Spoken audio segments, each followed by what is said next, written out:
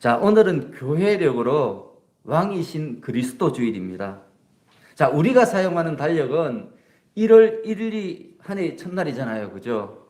그런데 교회력은 좀 다릅니다. 교회력은 예수님의 탄생을 기다리는 대림절이 1월 1일이에요. 좀 다르죠. 그죠? 그래서 오늘은 다음 주가 대림절이거든요. 그래서 마지막 주일이에요. 왕이신 그리스도 주일. 그래서 오늘이 교회력으로 따지면 올해의 마지막 주일입니다. 자, 이렇게 신앙의 한 해를 마무리하게 되는데 오늘로서 자, 이때 우리가 살펴봐야 될 것이 있죠. 그죠? 그건 뭡니까? 우리의 신앙의 현주소입니다. 지금 우리의 신앙의 현주소가 어디쯤 있는가? 나의 신앙의 연령은 어디쯤 있는가? 오늘 한번 생각해 보기를 원합니다. 여러분들 어떻습니까? 신앙의 단계가 크게 한 4가지 정도 단계가 되거든요.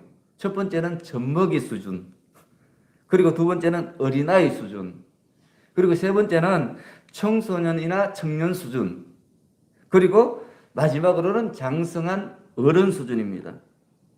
자, 그렇다면 여러분들이 지금 젖먹이도 있고 어린아이도 있고 청년도 있고 장성한 분량도 있고 우리가 섞여 있습니다. 그런데 무엇으로 나의 믿음의 연령을 측정할 수 있을까? 여러분, 믿음의 연령은 나이하고 상관이 없잖아요. 그죠?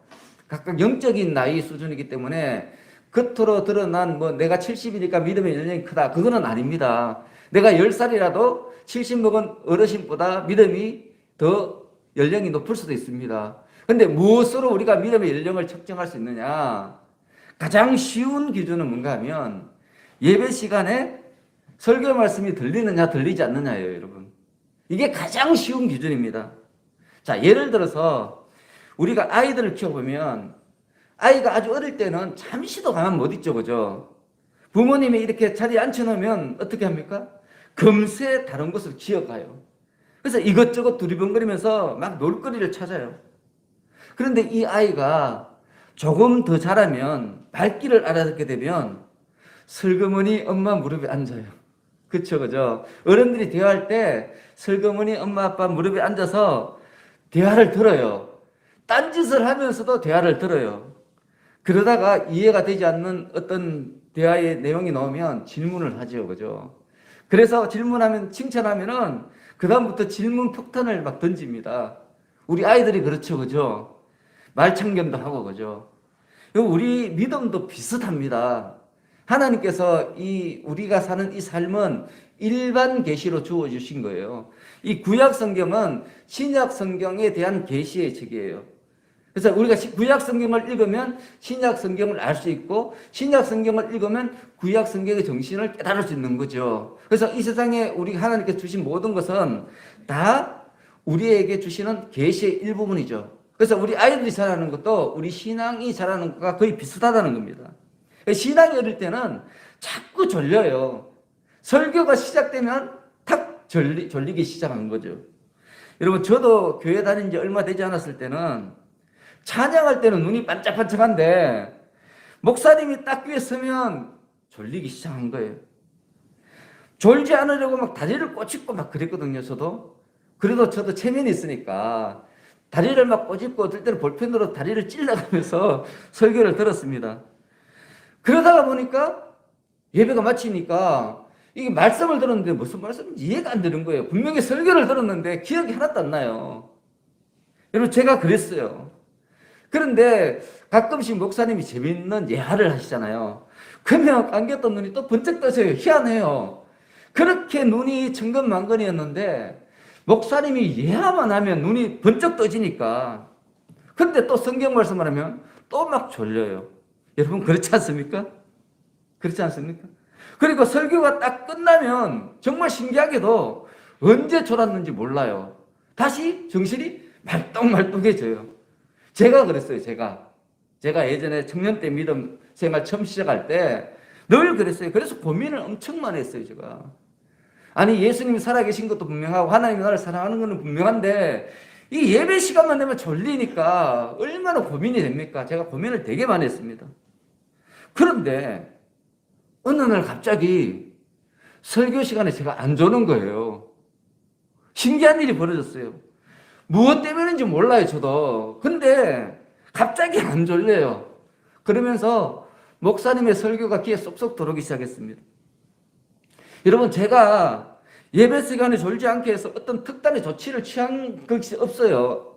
근데 시간이 지나니까 이상하게 졸립지 않는 거예요. 그리고 설교 말씀이 들리기 시작했고 이해되기 시작했고 심지어 예배 시간이 기다려지기까지 했습니다. 여러분, 이것은 마치 이런 거와 비슷한 거예요. 엄마 품에, 아빠 품에 잠시도 못 안겨 있던 아이가 막 몸을 삐틀잖아요. 우리 애를 안고 있으면 난리가 나요. 절대 같이 앉아 있지 않아요. 근데 그 아이가 잘 먹고 잘 자고 건강하고 튼튼하게 자라면 자기도 모르게 엄마 아빠 무릎에 앉아서 대화에 참여하는 거잖아요. 그죠? 우리 신앙도 좀 그런 것 같아요, 여러분. 제가 이 예수 그리스도를 믿어보니까 거의 흡사한 것 같습니다. 여러분들 어떻습니까? 동의가 되십니까? 좀 다릅니까, 저하고? 여러분, 그래서 제가 이 말씀을 준비하면서 계속 기도하면서 설교 시간에 혹시 계속 졸리면 여러분들이 어떻게 하면 좋을까 기도하는 중에 하나님께서 이것을 기억하게 하셨어요. 그래서 여러분, 설교 시간에 자꾸 졸립다면 이런 생각을 해요. 아, 내가 아직 어린아이 신앙이구나. 내가 자라나야 되겠구나. 이런 생각을 해야 되는 거예요. 근데 자라나려면 뭐 해야 돼요? 뭐 특단의 조치를 취하는 게 아니라고 그랬잖아요. 뭐 하면 되죠? 그냥 잘 먹으면 돼요. 잘 먹으면. 우리 아이들이 잘 먹으면 자라서 애가 엄마 품에서 앉아서 어른 이야기를 듣듯이 우리도 잘 먹으면 돼요. 잘 먹으면. 근데 뭘 잘 먹어야 돼요? 영적인 양식을 잘 먹어야 되죠. 그죠? 그래서 말씀과 기도를 하여튼 훈련을 해야 돼요. 계속해서 되든 안 되든 말씀을 읽고 되든 안 되든 앉아서 기도하는 습관을 들여야 되는 거죠. 그러면 우리가 성장해야 돼요. 그리고 또 잘 자야 된다고 그랬잖아요. 잘 자는 거는 뭔가 하면 토요일 저녁에는 예배를 위해서 좀 일찍 자는 거예요, 여러분. 제가 이걸 지켰어요. 하도 졸리니까 토요일 저녁에 좀 일찍 잤어요. 그러니까 안 졸리는 거죠. 그래서 여러분, 다른 게 아니고요. 복잡하지 않아요. 우리가 예배를 잘 드리려면은 말씀을 열심히 읽고 기도 열심히 하고 예배가 있는 날 전날 저녁은 좀 일찍 자는 거죠. 그러면 여러분들이 신앙이 저절로 자라나게 되는 거예요. 여러분이 노력하지 않아도 그냥 자라나요. 그리고 어느 날부터 말씀이 잘 들리고 신앙생활에 재미가 붙고요. 신이 나고 하나님의 평안이 내 속에 쏙 들어와서 막 자랑하고 싶어지는 거예요. 그 자랑하는 것이 바로 전도잖아요. 그렇죠? 그래서 여러분, 오늘 이 교회력으로 신앙의 한 해를 마무리하면서 우리 신앙을 한번 다시 돌아봤으면 좋겠어요. 과연 나의 신앙은 어느 정도에 속해져 있는가? 그리고 내 신앙이 자라기 위해서는 영적인 양식을 잘 먹고 잘 자야 된다는 것을 여러분들 오늘 좀 기억했으면 좋겠습니다. 이렇게 자라난 사람만이 하나님의 교회를 멋지게 섬길 수 있어요. 여러분, 하나님의 교회를 멋지게 섬기는 사람들에게 동시에 일어나는 놀라운 기적이 있는데 뭔가 하면 교회가 영적으로 성장하면서 자신도 성장해요. 제 주위에 볼 때 사람들이 다 그래요. 처음에 개척교 할 때는 너무너무 힘든데 성도들도 막 눈물로 기도하고 막 그러는데 교회가 성장하니까 그 사람의 가정도 성장하고 직장도 성장하고 그의 삶도 성장하는 거예요. 그래서 점점 더 기쁜 삶을 살아가게 되는 거죠. 그래서 여러분, 오늘 예배를 드리면서 하나님 말씀을 들을 때 하나님, 이 말씀을 통해서 내가 성장하는 자가 되기를 원합니다. 그런 강한 결단으로 오늘 한번 예배를 드렸으면 좋겠습니다. 자, 오늘 본문은 율법과 약속을 서로 비교하면서 율법과 약속의 관계는 어떤 관계인가, 그거에 대해서 말씀하고 있습니다. 그래서 오늘 말씀을 잘 들으면 여러분들이 율법과 약속, 율법과 믿음의 관계를 확실하게 깨달을 수 있습니다.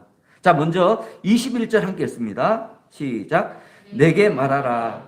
율법 아래에 있고자 하는 자들아, 율법을 듣지 못하였느냐. 자, 여러분, 지금 이 질문은 누구에게 하는 거죠? 누구에게 하는 거예요? 우리에게 하는 거예요. 그죠? 지금 원래는 갈라디아 성도들에게 했지만 이 편지는 지금 원래는 갈라디아 성도들을 위해서 쓴 책이잖아요. 근데 지금은 우리가 읽고 있죠. 그죠? 하나님이 지금 우리에게 주시는 말씀이에요. 그래서 이 말씀을 율법을 지키던 율법주의자들에게 한 말씀이다, 이렇게 생각하면 안 되는 거죠. 그죠? 이 말씀을 누구에게 주는 말씀이라고 들어야 돼요? 나에게 주시는 말씀. 지금 여러분들에게 묻는 거예요, 지금. 율법 아래에 있고자 하는 자들아, 율법을 듣지 못하였느냐? 지금 묻는 거예요. 여러분, 듣다는 말은 깨닫지 못하느냐, 이런 뜻이거든요. 그래서 단순히 듣는 게 아니에요. 성경에서 말하는 듣다라는 말은 뭔가 하면 듣고 이해하고 잘못을 고쳐 회개하고 순종하는 내면의 인격적인 반응을 포함하는 의미입니다. 듣는다는 말은 뭔가 하면 내 삶이 선포되어진 그 말씀에 온전히 순종해서 그 말씀과 같이 되었다는 뜻이에요. 똑같은 말입니다. 자, 그래서 지금 이 말씀은 무슨 말인가 하면 갈라디아 성도들이 율법주의자들의 미혹에 넘어간 것은 그들이 하나님께서 율법을 주신 진정한 의미를 깨닫지 못했기 때문에 하는 거예요. 우리도 마찬가지죠, 여러분. 우리가 자꾸 율법에 빠지고 세상에 빠지는 것은 뭔가 하면 하나님이 율법을 주신 이유를 잘 못 깨달아서 그런 거예요. 하나님이 이 세상을 주신 이유를 잘 못 깨달아서 자꾸 그런 데 빠지는 거죠.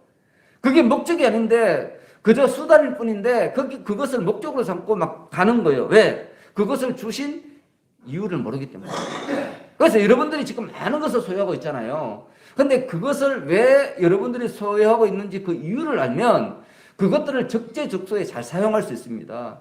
그렇게 되면 여러분들이 행복하게 살 수 있죠. 근데 제일 큰 문제가 뭡니까? 그것을 하나님께서 우리에게 주신 이유를 잘 모르니까 인생이 자꾸 복잡해지는 거예요.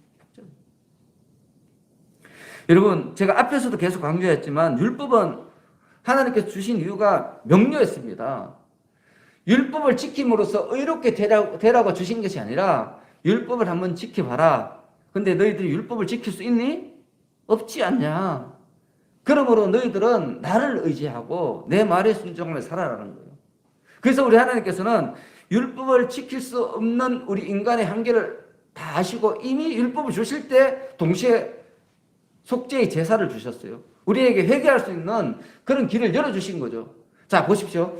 우리가 율법을 다 지킬 수 있어요. 그러면 회개의 제사를 줄 이유가 없잖아요. 그죠? 근데 성경은 율법과 회개의 이 제사를 똑같이 균등하게 이렇게 대접하거든요.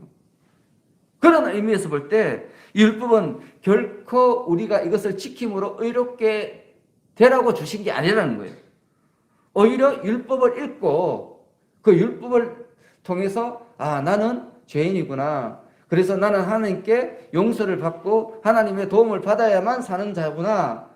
그런데 그렇게 살아야 되는 사람이 나뿐만 아니라 세상의 모든 사람들도 다 똑같구나. 저 사람도 죄를 지을 수 있고 저 사람도 넘어질 수 있고 저 사람도 나에게 잘못한 악한 일을 할 수도 있고 또 나로 인해서 실족할 수도 있구나. 이걸 깨달아내는 거예요. 그래서 너희가 하나님의 마음을 갖고 그들을 대해주라는 거죠. 그래서 우리에게 하나님께서 율법을 주신 것입니다. 그런데 유대 율법주의자들은 이러한 율법의 의미를 듣지 않았어요. 좀 더 쉽게 말하면 율법은 죄를 깨닫는 도구예요. 자기에게 적용하는 거죠. 자기 성찰의 도구예요. 율법은 오직 자기 자신에게만 적용해야 돼요. 율법을 다른 사람에게 적용하는 순간 그 사람은 하나님이 되는 거죠. 그죠? 그래서 위험한 거예요. 그래서 하나님이 주신 모든 말씀은 나 자신에게 적용하는 거죠. 나 자신에게. 그게 율법이 우리에게 주어진 그 목적인데, 그런데 이 사람들은 율법을 그렇게 사용하지 않고 율법을 자기 출세의 도구로 삼았어요. 율법을 자기 자랑의 도구로 삼았어요.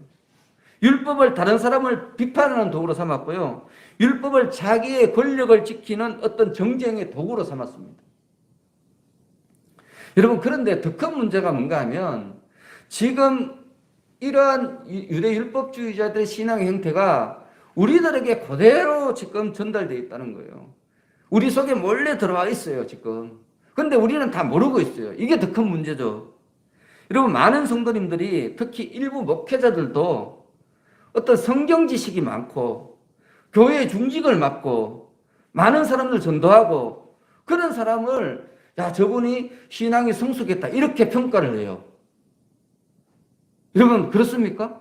이거 참 합리적인 것 같잖아요. 그죠? 성경 많이 읽은 사람이 성경을 줄줄 외워요. 그리고 막 교회에 중직을 맡아서 교회에 충성을 해요. 그리고 많은 사람들을 막 전도해요. 이런 사람을 저 사람 신앙에 성숙했다 이렇게 평가하는 것은 굉장히 위험합니다. 그런데 왜 위험한가 하면 거기에는 실적주의와 공로주의 사상이 숨어 있기 때문에 신앙이라는 틀을 쓰고 그 속에 싹 숨어 있는 거죠. 여러분, 유대 율법주의자가 바로 그런 거예요. 그래서 지금 이 갈라디아서가 기록된 거죠. 여러분, 율법을 지키는 이 모든 행위들은 자기 자신의 성찰을 위한 거예요. 나의 신앙의 성숙을 나타내는 도구는 아닌 거죠. 근데 우리가 자기도 모르게 내가 성경을 한 10독쯤 하면 자기 믿음이 좋은 거라고 생각해요. 자기는 교회에서 어떤 직분을 받아도 되고 사람들에게 가르칠 수 있는 능력이 있다고 이렇게 생각해죠. 근데 이거는 다 뭐예요? 유대 율법주의자들이 우리에게 심어준 그런 가라지들이라는 거죠. 이 갈라디아서가 그걸 강력하게 하고 있습니다. 여러분, 우리 성도의 신앙은 그 성숙의 기준은 오직 한 가지예요. 그게 뭔가 하면 성령의 열매예요. 성령의 열매. 여러분 삶 속에 성령의 열매가 맺히느냐 맺히지 않느냐가 여러분들이 신앙이 얼마나 성숙한가 성숙하지 않은가 그것의 잣대가 되는 거죠. 그래서 우리 예수님께서도 너희가 내 안에 내가 너희 안에 가면 무엇이든지 가라. 그러면 다 주시리라 말씀하시고 난 뒤에 뭐라고 말씀하는가 하면 너희가 많은 열매를 맺으면 하나님께서 영광을 받으시리라. 이런 말씀하셨어요. 하나님 예수님께서 우리에게 능력도 주시고 은혜도 주시고 또 성령의 권능도 주시고 이 이유는 뭔가 하면 우리로 하여금 많은 열매를 맺게 하기 위함이죠. 그 열매가 뭔가 하면 성령의 열매입니다. 그래서 우리 삶 속에 여러분의 삶 속에 사랑과 희락과 화평이 있느냐 또 오래 참음과 자비와 양선이 있느냐 충성과 온유와 절제가 있느냐 이것에 의해서 우리가 신앙의 성숙도가 결정되어진다는 것을 우리가 알아야 되는 거죠. 근데 이런 것들은 다 내면적인 것이고 굉장히 이타적인 거죠. 그죠? 이타적인 것. 자기 자신을 위한 게 하나도 없어요. 여러분 성령의 열매에서 자기 자신을 위하는 순간 열매는 다 떨어지는 거예요. 낙과가 되는 거예요. 성령의 열매는 모두가 다 이타적인 거예요. 우리예요. 우리. 대상이 우리. 우리가 다 함께 이루어져 가야 되는 것이 바로 성령의 열매죠. 특히 이 성령의 열매는요. 예수님의 삶을 본받을 때만 가능한 거예요. 예수님의 삶을 본받지 않으면 결코 맺을 수 없는 것이 바로 성령의 열매입니다. 그러므로 여러분들이 알고 있는 어떤 성경 지식이나 또 여러분의 신앙적인 열정, 또 헌신, 사역, 직분 너무너무 귀해요. 여러분, 이 진짜 귀한 거죠. 이것은 꼭 여러분들이 감당해야 되는 거지만 그러나 여러분 이런 것들은 여러분들의 삶 속에서 성령의 열매가 맺혀질 수 있도록 돕는 도구들입니다. 여러분 그게 목적이 아니라는 거예요. 여러분이 하는 헌신이 목적이 아니에요. 헌신을 통해서 하나님의 영광이 드러나는 게 목적이죠. 여러분의 헌신을 통해서 한 영혼이 살아나는 것이 목적이에요. 그런데 우리는 그 헌신 자체를 자꾸 목적으로 삼는 거예요. 직분 자체를 목적으로 삼고요. 내가 신앙적인 열정을 내는 이 자체를 목적으로 삼는 거예요. 내가 40일 금식기도 하는 자체를 목적으로 삼으면 안 되죠. 그죠? 근데 우리 너무 많은 사람들이 그걸 목적으로 삼으니까 이게 문제인 거예요.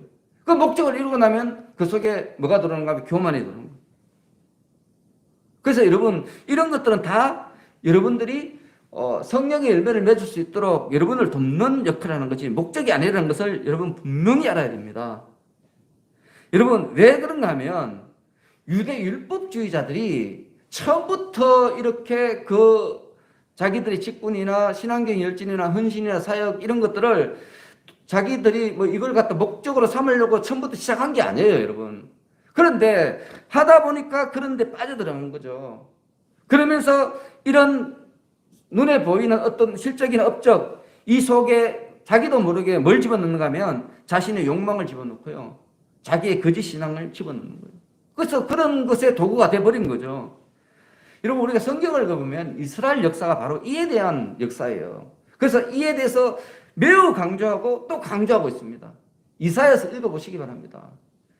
우리 하나님께서 적나라하게 그들의 그런 신앙의 모습을 비판하고 정죄하시면서 야 그것은 내가 원하는 것이 아니다. 내가 원하는 것이 아니다. 그렇게 말씀하고 있습니다. 그래서 여러분 우리가 정말 주의해야 되는 것은 유대 율법주의자들의 그런 미혹에 넘어가는 거예요. 사탄의 미혹에 넘어가는 거예요.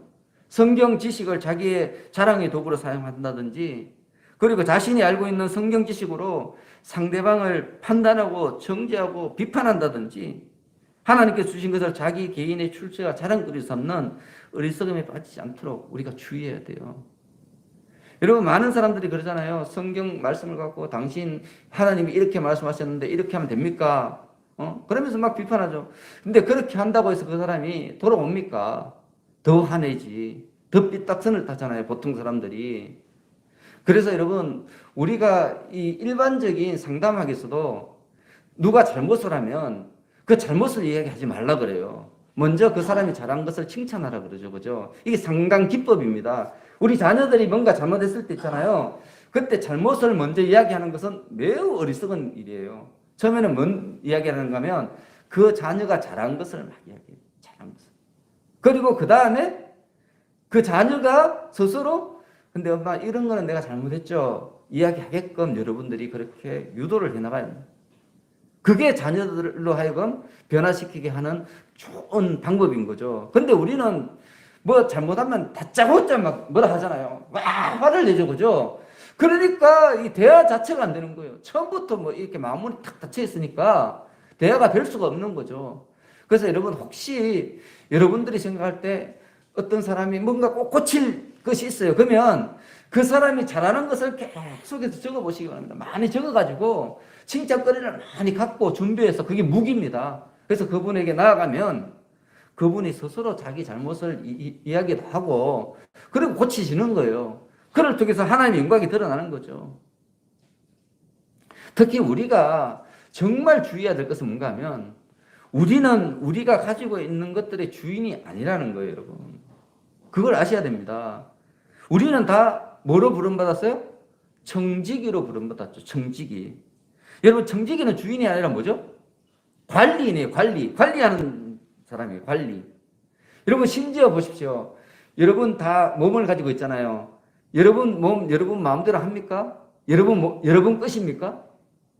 여러분 것이라면 다 할 거 아니에요. 뭐 같이 배탈이 나면 왜 배탈이 났는지 다 알 수 있을 거 아니에요. 여러분 거니까. 근데 이 몸이 누구 거예요? 여러분 거 아니에요. 알고 보면 누구 거예요?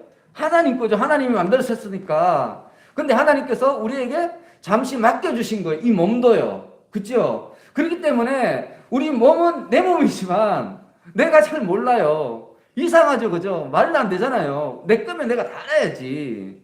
내가 원래부터 진화해가지고 처음부터 아메바부터 시작해서 내가 이 몸을 잃었다면 당연히 내가 내 몸에 대해서 모든 걸 다 알아야 정상이죠. 다 내가 만들었으니까 왜 몰라요. 근데 우리가 우리 몸에 대해서 아무것도 모르잖아요. 그게 뭔가 하면 이 몸은 잠시 빌린 거기 때문에 빌린 거. 이 땅에 사는 동안 하나님께서 우리에게 빌려주신 거거든요. 그래서 여러분, 이런 일반계시를 봐도 우리가 청지기임을 누구든지 다 깨달을 수 있어요. 우리가 가진 모든 것은 내 것이 아니라 하나님께서 주신 거죠. 특히 하나님께서 우리 성도들에게 주신 것들은 뭔가 하면 우리 성도들이 성도로서 합당한 삶을 살 수 있도록 하시기 위해서 우리에게 주신 거예요. 그래서 여러분들이 가지고 있는 모든 것들은 여러분들이 성도로서의 삶을 살 수 있도록 여러분들에게 주신 거다. 이걸 잊지 말아야 되는 거죠. 그렇게 하면 사탄의 뜻에 넘어갈 일이 없어요, 여러분. 그게 안 되니까 자꾸 넘어가는 거죠. 그래서 여러분, 오늘 말씀을 통해서 여러분이 가지고 있는 모든 것들은 하나님 것이고 하나님께서 나에게 잠시 맡겨주신 것이고 그러기 때문에 내가 자랑할 것도 없고 그리고 하나님께서 우리에게 율법 주신 것도 마찬가지다. 율법이 내 게 아니에요. 하나님께서 우리에게 성령의 권능을 주신 것도 성령의 권능도 내 게 아니고요. 하나님께서 나에게 주신 건강도 내 게 아니에요. 하나님이 잠시 나에게 주신 거잖아요. 다 맡겨주신 거죠. 그런 마음만 갖고 있다면 우리가 변질될 수 있는 여지가 훨씬 더 줄어들죠. 물론 그래도 변질됩니다. 왜냐하면 이 세상은 다 죄악된 세상이기 때문에 우리는 넘어갈 수밖에 없는 존재예요. 하지만 좀 더 방지할 수 있는 거죠. 좀 더 확률을 줄일 수 있는 거죠. 자, 이어서 여러분, 사도 바울이 계속해서 뭘 얘기하는가 하면 율법과 약속의 차이를 설명하기 위해서 아브라함의 두 아들을 등장시킵니다. 여러분, 이 아브라함의 두 아들도 알고 보니까 하나님께서 율법과 하나님의 약속, 율법과 믿음을 우리로 하여금 깨닫게 하기 위해서 하나님께서 허락하신 거다 하는 것이 오늘 본문에 분명히 나타나죠. 그죠? 그래서 성경을 읽으면 우리의 삶에 대해서 분명하게 깨달을 수 있게 되는 것입니다. 여러분, 구약 성경을 여러분 다 읽으셨죠. 그죠? 거의 다 아실 거예요. 이스마엘은 아브라함의 장자였습니다. 그런데 이스마엘은 아브라함의 아내 사라에서 태어난 것이 아니라 누구에게서 태어났어요? 그의 여종 하갈의 아들로 태어났어요. 여러분, 그러니까 종이죠, 종의 아들이에요. 그런데 여러분, 이 종도 종류가 좀 많아요. 노예가 있고 일반 계약직 종도 있어요. 근데 이 하갈은 어떤 존재예요? 그냥 노예예요, 노예. 계약직이 아니라 생사 여탈권을 누가 가지고 있어요? 아브라함이 갖고 있는 그런 노예일 뿐이죠. 여러분, 우리 조선시대에도 그런 노예, 이게 양반과 노예 사이에 이렇게 낳은 아들들이 있었어요. 딸들이 있었어요. 그들을 뭐라고 부르는가 하면 을자라 그랬어요. 을자. 들어보셨어요? 을자. 여러분들이 잘 알고 있는 서자는요, 일반 평민들과 양반들 사이에 낳은 자녀예요. 그런 사람은 서자라 그래요. 그런데 이런 양민이 아니라 천민, 노비와 양반과의 사이에서 태어난 아이들이 있었어요. 그 아이들을 뭐라고 말하는 거면 을자라 그래요. 을자. 근데 이 을자는요, 자녀인데도 상속권이 없었어요. 그냥 노비 취급하는 거예요. 분명히 아버지는 집 주인인데 엄마가 노예니까 나도 노예인 거야. 그냥 조선시대 그랬어요. 참 나쁜 제도지만 하여튼 이런 제도가 있었어요. 그리고 오늘 본문에 이스마엘도 신분이 뭐예요? 을자인 거죠. 을자. 그래서 이 상속권이 전혀 없는 거예요. 그런데 이삭은 아브라함의 아내인 사라 몸에서 하나님의 약속에 의해서 태어났어요. 그래서 약속의 자녀죠, 그죠? 이삭이 이스마엘보다 많이 늦게 태어났지만, 그러나 그의 어머니 사라가 자유인이고 아브라함의 아내였기 때문에 이삭도 자유인이고 아브라함의 상속자가 된 거죠, 그죠? 여러분, 지금 바울이 이 이야기하는 이유가 뭡니까? 율법을 신봉하는 자들이 마치 이스마엘과 똑같다는 거예요. 율법은 그것을 다 지키는 사람만 의롭게 인정해주는 그 목적을 갖고 있어요. 그렇기 때문에 사람들은 율법을 다 지킬 수 있어요, 없어요? 못 지키기 때문에 율법의 종이 되는 거예요. 율법을 다 못 지키는 사람은 결과가 뭐예요? 사망이잖아요. 그래서 율법을 지켜서 내가 의롭게 되려고 하는 자들은 다 율법의 종이 될 수밖에 없어요. 그런데 우리는 율법을 지키면서 의롭게 되려는 자가 아니잖아요. 그죠? 죄로부터 자유함을 주는 복음을 믿는 사람이죠. 그죠? 복음을 믿으면 죄값이 다 쌓이잖아요. 그리고 그 열매를 뭘 주세요? 우리에게 자유를 주시죠. 그래서 우리는 자유를 누리는 자유자라는 거예요. 그러니까 율법을 섬기는 자들과 우리는 전혀 다른 존재라는 거죠. 율법을 섬기는 자는 이스마엘과 같은 자들이고 복음을 믿는 자들은 이삭과 같은 자들이라는 것이에요. 지금 그 말씀을 하고 있는 것입니다. 그래서 이 세상에 살아가는 사람들은 모두 두 종류로 나눠지는데, 한 종류는 자신의 생각과 자기의 판단과 자기의 능력으로 살아가는 사람들이에요. 그 사람을 이스마엘에 속한 사람들이다, 이렇게 말하는 거죠. 그리고 한 부류는 하나님의 뜻에 순종하며 살아가는 사람이에요. 그 사람은 이삭에 속한 사람인 거죠. 이렇게 섞여 살고 있는 거예요, 지금 이 세상 가운데. 그런데 이스마엘에 속한 사람들은 율법에 매여 있기 때문에 서로 자기가 의롭다고 주장해요. 서로 자기가 잘났다고 주장해요. 그것을 위해서 살아요. 그래서 아웅다웅 사는 거예요. 아웅다웅. 서로 싸우고 서로 질투하고 서로 미워하고 서로 견제하고 그렇게 사는 거죠. 그런데 이삭에게 속한 사람들은 복음을 믿는 사람이에요. 죄로부터 자유함을 얻는 사람이에요. 그래서 서로 돕고 사랑하며 사는 사람이라는 거예요. 그래서 우리는 이 이삭에 속한 사람들이잖아요. 그죠? 그래서 우리 삶에는 서로 돕고 사랑하는 열매들이 맺혀져야 되는 거예요. 그 열매를 보고 우리가 이삭에 속했는지 이스마엘에 속했는지 알 수 있는 거죠. 여러분, 그냥 내가 예수를 믿는다고 해서 이삭에 속한 것이 아니라는 거예요, 지금. 그 열매를 통해서 알 수 있다는 거죠. 그래서 여러분들이 지금 하나님의 약속을 믿고 성령으로 거듭나서 성령의 열매를 맺고 산다면 여러분들은 이삭에게 속한 자들이에요. 그런데 만일 여러분들이 소유하고 있는 눈에 보이는 것들을 의지한다면, 그것들에 의해서 기쁨과 슬픔이 가려진다면, 돈이 많으면 기쁘고 돈이 없으면 슬프고, 건강이 건강하면 기쁘고 건강이 사라지면 막 슬프고, 만약에 그런 것들로 인해서 여러분들 이 마음이 왔다 갔다 한다면 그것은 이스마엘에 속한 자라는 거예요. 아직까지. 말로는 우리 예수님을 믿는다 말하지만 삶은 아직도 이스마엘에 속한 삶을 살고 있다는 거예요. 그런 삶은 안타까운 삶이라는 거죠. 그런 삶은 하나님의 나라에 합당한 자의 삶이 아니라는 거예요. 물론 쉽지 않죠. 그죠? 어렵죠. 그죠? 여러분, 건강을 잃었는데 어떻게 기뻐할 수 있겠습니까? 그런데 정말 중요한 것은 뭔가 하면 여러분들이 하나님의 나라를 믿는다면 그거 별 문제 없지 않습니까? 그런 거 아닙니까? 자, 여러분들은 다 이 세상에 존재하는 이유가 하나님의 나라의 백성이 되기 위해서, 하나님의 자녀가 되기 위해서 이 땅에 존재하는 거예요. 여러분 믿습니까? 자, 이것을 진짜 믿는다면 여러분들이 이 땅에서 1년을 살든 10년을 살든 100년을 살든 1000년을 살든 뭐가 문제입니까? 그렇지 않습니까? 여러분이 건강해서 200살을 살든 병이 들어서 50살이 죽든 뭐가 문제입니까? 아무 문제가 없는 거 아닙니까? 근데 왜 문제가 되죠? 이것을 믿지 못하니까 문제가 되는 거죠. 여러분, 지금 여러분들에게 어떤 고난의 문제가 있어요. 근데 이 고난의 문제는 하나님이 여러분을 사랑해서 주신 거잖아요. 이게 믿음이죠. 그죠? 근데 믿음이 없으면 어떻게 돼요? 그 고난에 삼켜져서 괴로워하고 좌절하고 넘어지고 심지어는 자살까지 하는 거죠. 그래서 여러분, 내가 입으로 예수를 믿는다, 입으로 이삭에 속한다, 이거 아무리 말해봤자 천국 딱 가면 하나님이 그거로 평가한다는 게 아니죠. 뭘로 평가해요? 우리의 삶의 열매로 평가하시는 거죠. 우리 삶에 얼마나 성령의 열매가 맺혀 있느냐, 거기에 따라서 하나님께서 너는 내 아들이다, 너는 마귀의 자식이다, 이렇게 가르치는 거예요. 그래서 천국은 알곡과 죽정이를 가른다고 그러잖아요. 죽정이도 열매잖아요. 그죠? 근데 뭐가 없어요, 그 속에? 알맹이가 없는 거예요. 겉모양은 있는데 알맹이가 없는 게 죽정이죠. 그죠? 겉으로 볼 때는 그게 비슷해요. 근데 실제로는 있어요, 없어요? 없는 거예요. 차라리 뭐 아무것도 아닌 거죠. 안 걷으면 못해요. 왜냐하면 쭉정이 걷어서 또 갈아내야 되니까. 그렇죠, 그죠? 쭉정이는 굉장히 우리에게 아주 나쁜 거예요. 그런데 우리 중에 너무 쭉정이들이 많은 게 문제죠. 그게 문제예요, 여러분.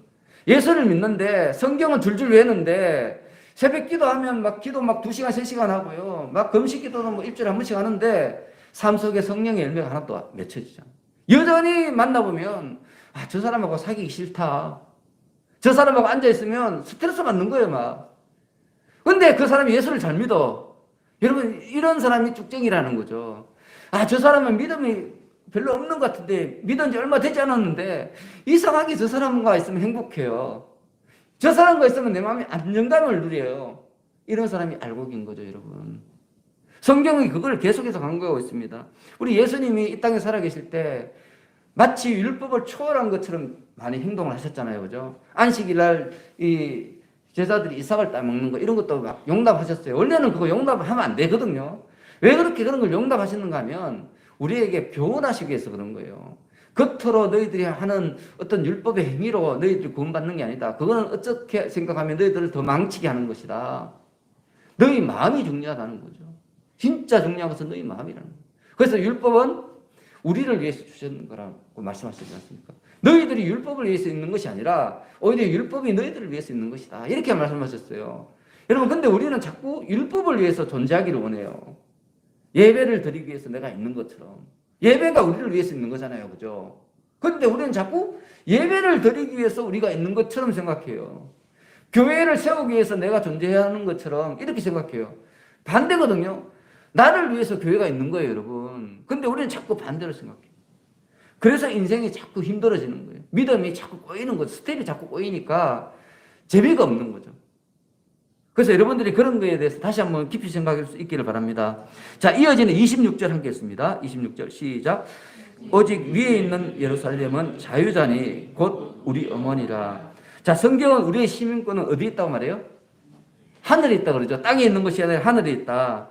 그래서 우리는 이 땅의 시민이 아니라 하늘의 생명책에 우리의 이름이 기록되어 있는 하늘에 속한 자들이다. 성경 그걸 강조합니다. 매우 강조하죠. 그죠? 그래서 우리 성도들의 권리가 다 보장되는 것은 위에 있는 예루살렘이라는 거예요. 하나님의 나라라는 거예요. 그래서 우리가 짧은 인생을 살고 돌아갈 곳도 어디예요? 하나님의 나라예요. 그래서 우리가 죽으면 돌아가셨다 그러잖아요. 어디로 돌아가요? 원래 있던 대로 돌아가는 거예요. 안 믿는 사람들도 다 돌아가셨다 그러잖아요. 참 희한해요. 그죠? 그런 거 보면. 저도 예수 믿고 난 뒤에 제일 놀랐던 단어가 그거예요. 돌아가셨다. 저 깜짝 소름이 팍 끼치더라고요. 처음에 예수 믿고 난 뒤에. 어떻게 이 사람들이 알았지? 나는 이제 막 배웠는데. 그런 거예요. 돌아갔다는 말은 뭔가 하면 원래 우리가 거기 있었다는 거잖아요. 그죠? 그죠? 그래서 우리의 원래 본향은 어디예요? 하나님의 나라예요. 그런데 성경은 하나님의 나라가 우리 본향이지만 하지만 이 땅의 삶이 무의미한 것은 아니다고 굉장히 강조합니다. 너무 많은 사람들이 나는 예수 믿으니까 이 땅의 삶은 뭐 중요한 게 아니야. 건강도 안 중요하고 물질도 안 중요하고 뭐 하여튼 명예도 안 중요하고 이렇게 이야기하는 사람이 있는데 그것은 성경을 잘못 읽은 거예요, 여러분. 그렇지 않습니다. 절대 그렇지 않습니다. 여러분 이 세상 삶도 누가 준 거예요? 하나님이 준 거죠. 물론 마귀가 우리를 지배하고 있지만 이 세상을 지배하고 있지만 원래 주인은 누구예요? 하나님 거잖아요. 그래서 우리가 해야 될 일은 뭔가 하면 이 땅 살면서 마귀에게 빼앗긴 점령당한 이 땅을 하나님께로 돌려드리는 역할을 하는 거예요. 그게 우리 성도들의 역할이죠. 이걸 다른 말로 말하면 전도라고 그래요. 하나님이 교회를 세워나가는 것입니다. 그래서 우리 성도들의 시민권이 하늘에 있다는 말에는 이중적인 의미가 있습니다. 제가 지난주에도 제가 이중적인 의미에 대해서 많이 강조했는데 이중적인 의미가 있는데 이 이중적인 의미가 뭔가 하면 하나는 뭔가 하면 하나님의 나라는 구원받은 성도들이 구하게 될 영원한 처소다. 그 미래에 있다. 하나가 그거예요. 또 하나는 뭔가 하면 우리 성도들이 지금 모여서 공동체를 이루고 있는 이 교회도 임시적이기는 하지만 엄연히 이 땅에 존재하는 하나님의 나라다. 두 가지 의미가 있는 거예요. 지금 우리 교회도 지금 뭐라고요? 하나님의 나라라는 거예요. 그래서 우리 성도들은 하나님의 나라의 시민이지만 아직은 이 땅에서 살아가기 때문에 이 땅에서도 하나님 나라의 시민으로서의 합당한 삶을 살아가야 된다는 거예요. 여러분 그게 뭡니까? 바로 성경의 가르침이죠. 성령의 열매. 그런 것들이 바로 우리 성도들이 마땅히 기준으로 삼고 살아가야 되는 삶의 어떤 법이라는 거예요. 성도의 의무이자 책임이라는 것입니다. 자, 그런데 여러분 28절, 29절에서 또 말씀합니다. 다 같이 읽습니다. 시작. 형제들아 너희는 이삭과 같이 약속의 자녀라. 그러나 그때 육체를 따르는 자가 성령을 따르는 자를 박해한 것 같이 이제도 그러하도다. 여러분 보십시오. 우리는 약속의 자는데 그런데 우리를 박해한대요. 누가 박해요? 육체를 따르는 자. 인간적인 생각과 계산에 의해서 사는 사람들이 믿음으로 사는 우리들을 어떻게 한다고요 지금? 박해한다는 거예요. 그래서 우리 예수 믿는 사람들이 박해를 받는다는 거죠. 그러나 그 결과는 완전히 정반대가 돼요. 그게 뭔가 하면 30절, 31절입니다. 우리 다 같이 읽습니다. 시작. 그러나 성경이 무엇을 말하느냐? 여종과 그 아들을 내쫓으라. 여종의 아들이 자유 있는 여자의 아들과 더불어 유업을 얻지 못하리라 하였느니라. 그런즉 형제들아 우리는 여종의 자녀가 아니요 자유 있는 여자의 자녀. 자, 여러분 보십시오. 우리가 믿음으로 살면 필연적으로 세상 사람들에게 핍박을 받게 돼 있어요. 그죠? 오늘 본문에도 그걸 선포하고 있죠. 그죠? 하지만 하나님의 유업은 누가 받아요? 우리들이 받는다는 거예요. 우리를 핍박하는 자들이 아니라 우리가 하나님 나라를 계승하게 된다는 거예요. 여러분 이스마엘처럼 장자로 태어났어요. 힘도 세요. 그런데 그런 자들이 하나님의 유업을 물려받는 게 아니라는 거예요. 이 세상 사람들은 이 세상 경제를 지배하고 권력을 지배하고 있지만 하지만 그런 사람들이 하나님의 나라의 주인이 될 수 있는 것이 아니라는 거예요. 하나님의 나라의 주인은 어떤 사람이 있는가 하면 하나님의 약속을 믿고 그 약속대로 살아가는 사람, 약속으로 인해 이 땅에 탄생한 사람들이 바로 하나님의 나라의 주인이 된다는 거죠. 그래서 우리 하나님의 약속의 성취는 어떤 육체적인 것이 아니라 영적인 것입니다. 그래서 여러분 성경이 뭐 혈통이나 종교적인 어떤 의례나 열정이나 의로운 행위를 통해서 우리의 구원이 이루어지는 것이 아니라 우리의 구원은 오직 뭐로? 믿음으로 된다는 거예요. 여러분 믿음이라는 말은 뭔가 하면 좀 더 우리 삶에 적용한다면은 겸손하다는 뜻입니다, 여러분. 겸손하다는 뜻이에요. 내 뜻대로 사는 것이 아니고 하나님의 뜻에 맞춰서 내가 살아간다는 거예요. 내 힘으로는 안 되지만 하나님 뜻대로 내가 살아가겠습니다. 이것을 한마디로 요약한 것이 뭔가 하면 믿음이라는 거죠. 같은 의미입니다. 그래서 여러분, 우리가 믿음으로만 아브라함의 상속자가 될 수 있는 거죠. 믿음으로만 아브라함에게 허락한 모든 약속의 축복을 우리가 받게 되는 거예요. 자, 그럼에도 불구하고 우리가 율법과 계명을 버릴 수는 없죠. 그죠? 이 부분에서 굉장히 많은 분들이 혼동이 오는데, 여러분, 율법과 계명을 버리라는 말은 절대 아닙니다. 율법과 계명도 누가 준 거예요? 하나님이 준 거죠. 하나님이 주신 것은 모든 것은 다 선한 거죠. 그죠? 그래서 우리가 율법과 계명을 버리라는 뜻이 아니라, 율법과 계명으로 내가 뭔가 내 자랑거리를 만들려 하지 말고, 오히려 그걸 가지고 나의 삶을 겸비하는 그런 너희들이 되라는 거죠. 하나님의 말씀은 오직 자기 자신에게만 적용하는 거예요. 하나님께서 우리에게 하나님의 말씀을 선포하실 때, 야, 저 말씀 누가 들어야 되는지 이런 생각을 갖지 말라는 거예요. 오직 누구에게 준 거예요? 나 자신에게 준 거예요. 내가 그냥 적용하면 돼요. 야, 이거 우리 남편이 들으면, 우리 아들이 들으면 너무 좋겠는데, 막 그런 생각을 하잖아요. 그거는 뭔가 하면 율법적인 생각입니다. 그런 생각하면요, 여러분, 순간적으로 여러분들이 마귀야 물러가라. 마귀야 물러가라. 그런 것을 결정하는 것은 하나님이시죠. 누구를 건져내는 것은 하나님이 하시는 거예요. 그저 우리는 하나님의 은혜를 전할 뿐이죠. 그죠? 건지시는 분은 하나님이신 거죠. 그래서 우리가 자꾸 내가 뭔가 이렇게 나를 나타내려고 그런 마음을 자꾸 버리셔야 됩니다. 또 내가 저 사람 예수를 믿지 않는 사람보다 의롭다는 그런 교만한 생각도 버리셔야 돼요.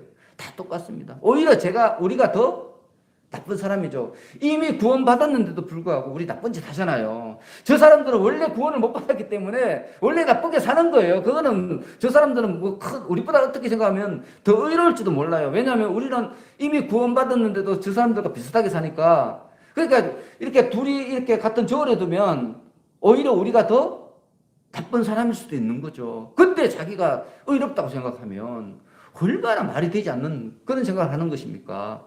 그래서 여러분, 우리 예수 믿는 사람들은 어찌하든 겸손해야 돼요. 내가 하는 것이 아니기 때문에. 그래서 주위에 있는 사람들을 바라보면서 하나님의 마음으로, 하나님께서 오늘도 그 사람들이 돌아오지 않으니까 얼마나 마음이 아프시겠습니까?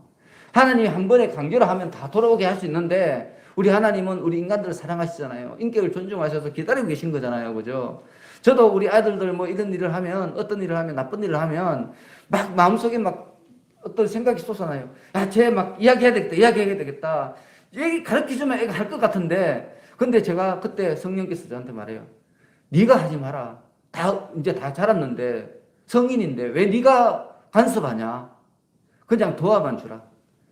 좋은 결정할 수 있도록 조언만 해주라. 우리 하나님께서 계속 저에게 그런 음성을 주십니다. 그래서 제가 이까지 입에 나왔다도 그냥 참아요. 계속해서. 그러니까 여러분, 우리 성도의 삶이 바로 그겁니다. 자꾸 누구한테 가르치려고 하지 말고 올라왔을 때, 아, 내가 더 죄인이지. 잘못한 이 사람보다 내가 더 나쁜 사람이지. 순간적으로 그걸 딱 인식하면서 그분을 위해서 기도해 주시고, 어떻게 하면 저 영혼을 살리는데 하나님 제가 쓰임 받겠습니까? 하나님 지혜를 주십시오. 기도하는 우리 모두가 됐으면 좋겠습니다. 그런 사람이 이삭과 같은 약속의 자녀입니다. 오늘부터 이러한 삶을 사시는 여러분들 되시기를 예수님의 이름으로 축원합니다. 자, 기도하겠습니다. 하나님 아버지, 율법은 하나님을 의지하고 살아야 하는 분명한 이유를 깨닫게 하기 위해 하나님께서 우리에게 주신 선물임을 믿습니다. 그런데 우리들은 종종 다른 사람들을 평가하고 판단하고 자신의 의의를 드리는 데 사용합니다. 하나님, 오늘 이후로 이러한 잘못에 빠지지 않도록 저희들을 붙들어 주시옵소서. 또한 저희들은 이 땅의 삶을 사는 사람이 아니라 믿음으로 거듭난 하나님의 시민임을 깨달아서 하나님 아버지, 하나님의 뜻을 이 땅 위에 온전히 전하는 그런 자들이 다 될 수 있도록, 이것을 가슴 깊이 새김으로써 하나님 나라의 온전한 시민으로서의 합당한 삶을 사는 저희들이 되도록 인도하여 주옵소서. 감사하고 예수님의 이름으로 기도합나이다. 아멘.